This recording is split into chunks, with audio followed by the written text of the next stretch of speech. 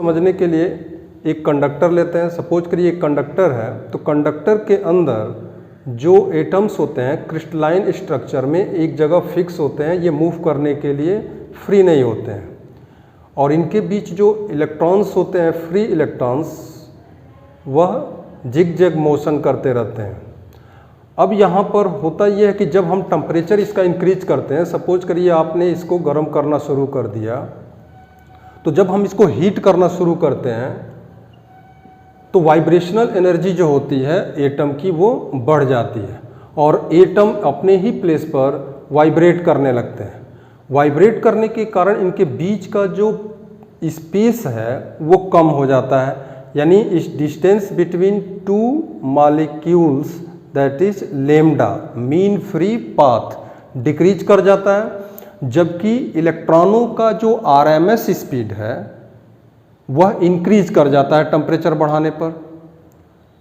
तो फाइनली इससे रिजल्ट क्या होता है कि जो इलेक्ट्रॉन इसमें मूव कर रहे हैं उनका रिलैक्सेशन टाइम डिक्रीज कर जाता है, श्रांत काल घट जाता है, और रिलैक्सेशन टाइम के घटने के कारण जो है इसकी रेजिस्टिविटी प्रतिरोधकता बढ़ जाती है। तो फाइनली ये मिलता है कि जब हम टेम्परेचर इंक्रीज करते हैं तो क्या क्या इफेक्ट पड़ता है कि by increasing the temperature of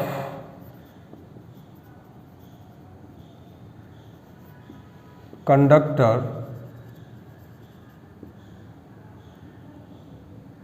vibrational energy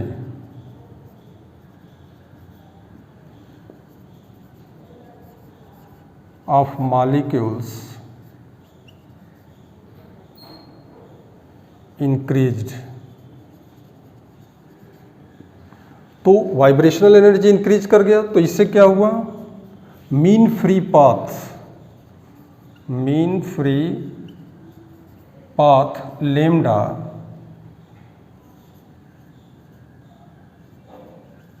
decreases, तो ये डिक्रीज कर जाता है लेम्डा। और थर्ड इफेक्ट क्या पड़ता है कि RMS speed of electrons increased. तो इस तरह से आरएमएस स्पीड इंक्रीज कर जाता है और लेम्डा डिक्रीज कर जाता है। तो रिलैक्सेशन टाइम टाउ के लिए जो फार्मूला होता है that is lambda upon VRMS। तो टाउ डिक्रीज कर जाता है। तो रिलैक्सेशन टाइम के घटने के कारण आप जानते हैं कि रेजिस्टिविटी ऑफ द मटेरियल जो होता है, resistivity rho equal m upon NE², tau ये फार्मूला होता है। तो रिलैक्सेशन टाइम के घटने के कारण ये जब डिक्रीज करता है तो रेजिस्टिविटी बढ़ जाती है, क्योंकि रेजिस्टिविटी यहाँ पर रेसिप्रोकल है। तो by decreasing the relaxation time resistivity increase कर गए। इट मीन्स फाइनली आपको रिजल्ट ये मिल रहा है कि if we increase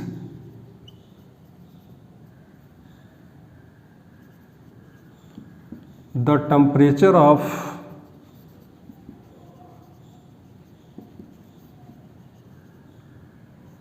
metal, the resistivity rho increases with temperature। तो टेम्परेचर बढ़ने पर रेजिस्टिविटी इंक्रीज कर जाती है। तो फाइनली ये रिजल्ट मिला। कितना इंक्रीज कर जाता है, तो सपोज करिए कि if ρ0 and ρt is the resistivity of material at 0 degree centigrade and T degree centigrade, then what is the relation? दोनों के बीच रिलेशन क्या होगा, तो ρt इक्वल होता है ρ0 ब्रैकेट में 1 प्लस अल्फा इंटू टी के।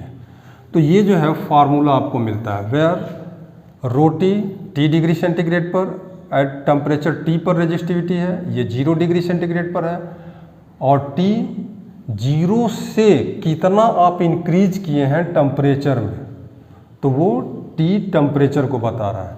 यहाँ पर अल्फ़ा जो है, where alpha is the temperature coefficient,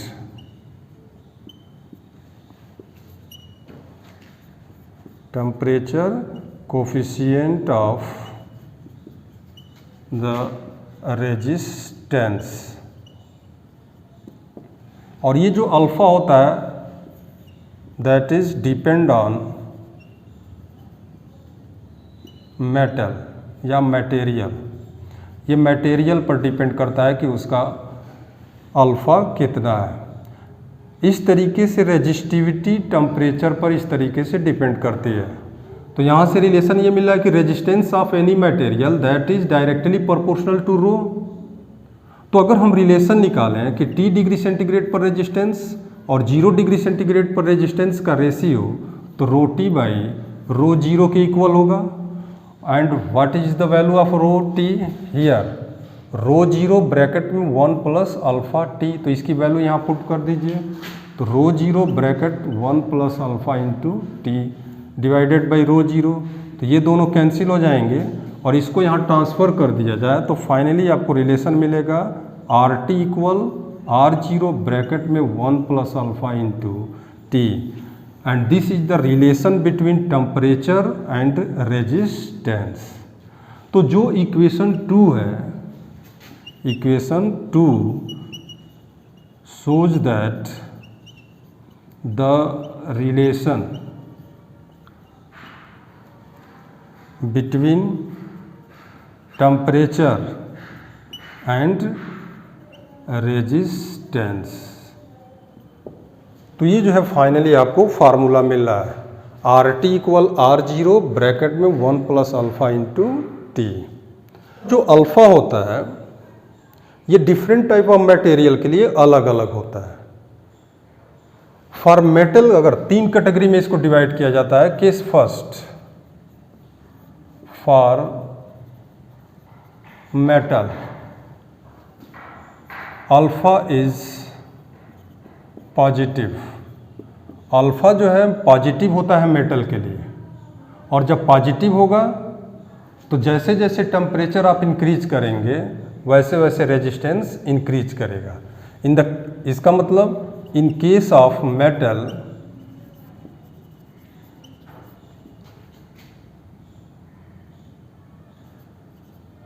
increase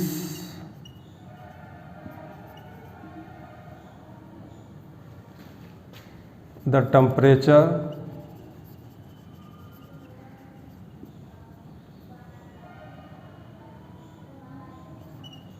consequently increase in the resistance। तो जैसे जैसे हम टेम्परेचर इंक्रीज करेंगे वैसे वैसे रेजिस्टेंस भी इंक्रीज करेगा, क्योंकि अल्फ़ा जो होता है उसका पॉजिटिव होता है मेटल के लिए।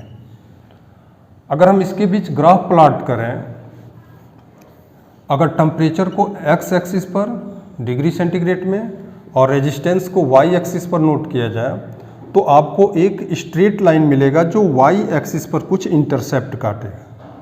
यह जो इंटरसेप्ट होता है ये 0 डिग्री सेंटीग्रेड पर रेजिस्टेंस को बताता है। अब इस ग्राफ को अगर देखें तो जैसे जैसे टेम्परेचर इंक्रीज कर रहा है ग्राफ ऊपर उठ रहा है। इसका मतलब ये हुआ कि जैसे जैसे टेम्परेचर बढ़ता है रेजिस्टेंस मेटल के केस में बढ़ता है। तो ये जो है मेटल के लिए ग्राफ आपको मिल रहा है। इस सेकंड देखा जाए कि alpha is negative for semi conductor. For example carbon, silicon and germanium. तो ये तीनों जो है सेमीकंडक्टर में आते हैं और इनका अल्फ़ा जो होता है वो निगेटिव होता है, यानी लेस देन 0 होता है। अब निगेटिव होने से क्या इफेक्ट पड़ेगा? Resistivity at the T temperature rho zero bracket में 1 अब माइनस अल्फा इंटू टी हो जाएगा।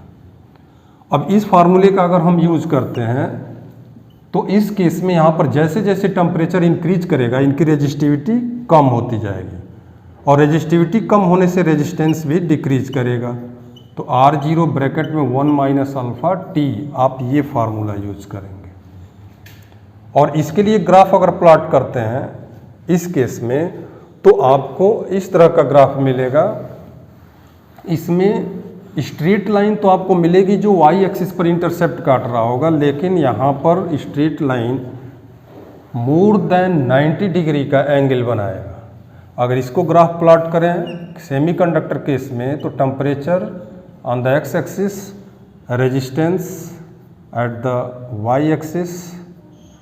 तो यहाँ पर अगर 0 डिग्री सेंटीग्रेड पर रेजिस्टेंस इतना है तो एक स्ट्रेट लाइन तो मिलेगा लेकिन 90 डिग्री से अधिक एंगल बनाएगा और इस तरह से डिक्रीज करता जाएगा रेजिस्टेंस।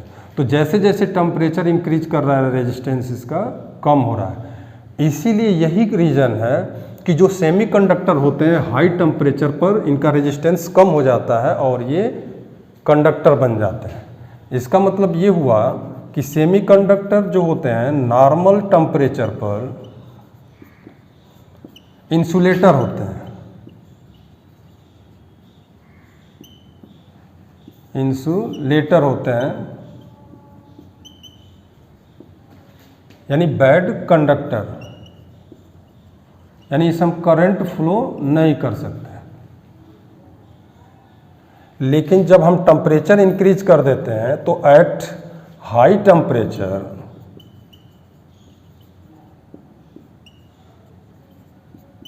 ये जो है कंडक्टर हो जाते हैं और इससे इलेक्ट्रिसिटी इजीली फ्लो होने लगती है।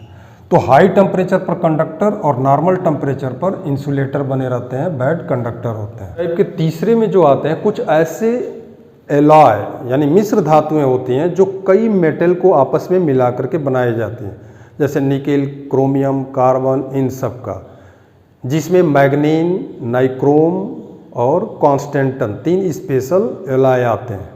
इनकी क्या खासियत होती है? तो इनकी रेजिस्टिविटी बहुत ही हाई होती है लेकिन टेम्परेचर का कोई इफेक्ट इनके रेजिस्टेंस पर नहीं पड़ता है।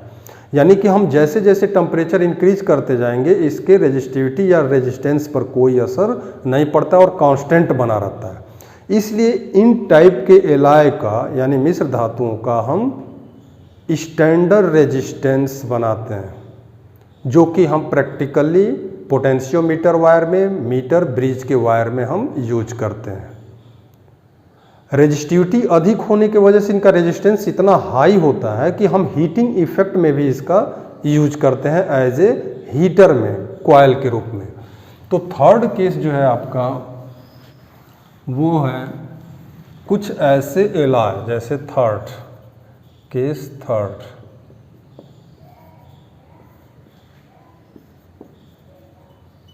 एलॉय। इस केस में जैसे हमने बताया मैग्नीन,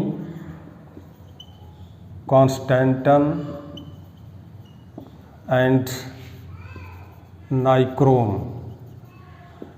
ये 3 ऐसे एलॉय हैं जिनकी resistivity rho is very high but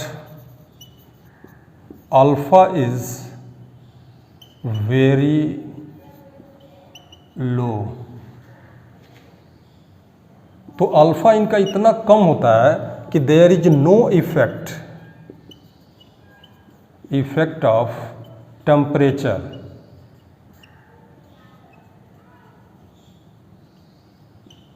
on it, और इस पर कोई टेम्परेचर का असर नहीं पड़ता है। इसलिए इनका जो रेजिस्टेंस होता है वो कांस्टेंट होता है, hence its resistance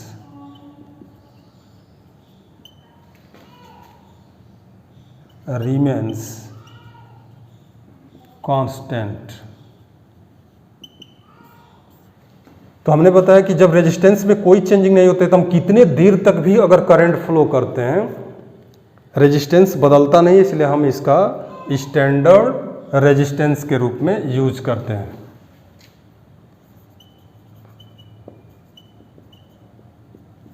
condition for there is no effect of temperature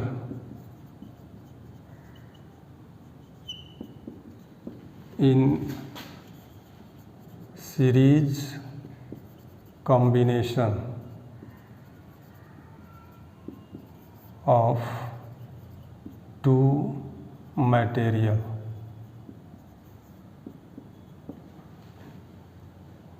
तो सीरीज में what is the value of equivalent resistance, that is R0 bracket 1 plus alpha into T. पहले के लिए हम ये लेते हैं और दूसरे के लिए R0 1 plus alpha 2 into T, ये सेकेंड मटेरियल के लिए, ये R1 ये R2। तो क्या रिलेशन मिल रहा है यहाँ पर सीरीज कम्बिनेशन में। तो अगर इसको हम सिंप्लीफाई करें, ये सीरीज कम्बिनेशन में आप जानते हैं कि इक्विवेलेंट रेजिस्टेंस दोनों रेजिस्टेंस के सम के इक्वल होगा। अल्फा 1 पहले मटेरियल का है रेजिस्टिविटी, अल्फा 2 दूसरे वाले की है। तो यहाँ पर अगर इसको सिंप्लीफाई करें तो R1 प्लस R2 ब्रैकेट में अल्फा 1 ब्रैकेट में R1 अल्फा 2 R2 टी हो जाएगा। अब टेम्परेचर का इफेक्ट कब नहीं पड़ेगा, तो ये जो क्वांटिटी आप देख रहे हैं इसको जीरो होना पड़ेगा। अगर ये टर्म हट जाता है, जीरो हो जाता है, तो यहाँ पर टी एब्सेंट है तो टेम्परेचर का कोई इफेक्ट नहीं पड़ेगा। तो इस क्वांटिटी को जीरो कर दीजिए, तो alpha 1 R1 plus alpha 2 R2 equal हो जाएगा जीरो के। इट मीन्स अगर इसको हम सिंप्लीफाई करते हैं तो क्या रिजल्ट मिलेगा कि R1 बाई R2 की value minus alpha 2 by alpha 1 के इक्वल होगा। तो इस तरीके से यहाँ पर जो रेशियो मिल रहा है, अगर इस रेशियो में हम दो मटेरियल को मिला दें तो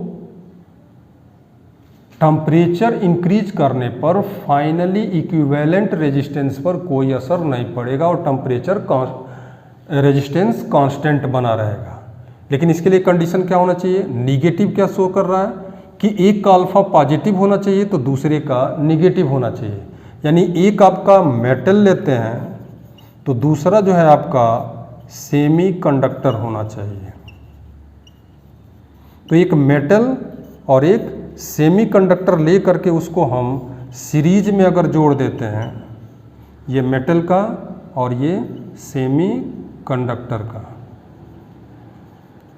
और किस रेशियो में, इस रेशियो में अगर हम मिला दें तो उसके टेम्परेचर रेजिस्टेंस पर कोई इफेक्ट नहीं होगा टेम्परेचर का। यहाँ पर R1 और R2 क्या है, ये 0 डिग्री सेंटीग्रेड पर रेजिस्टेंस है मेटल और सेमी कंडक्टर का। तो फोर्थ केस में पैरेलल कॉम्बिनेशन लिया जाए।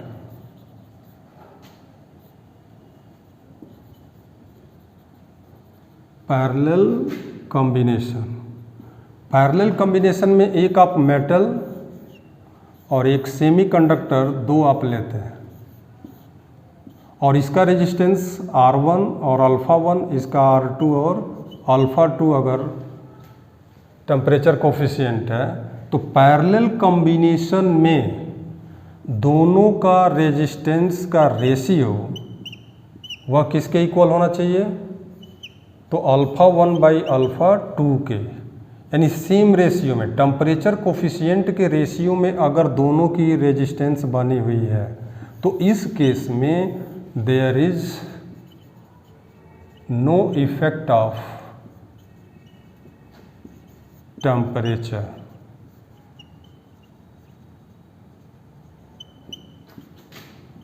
on the combination of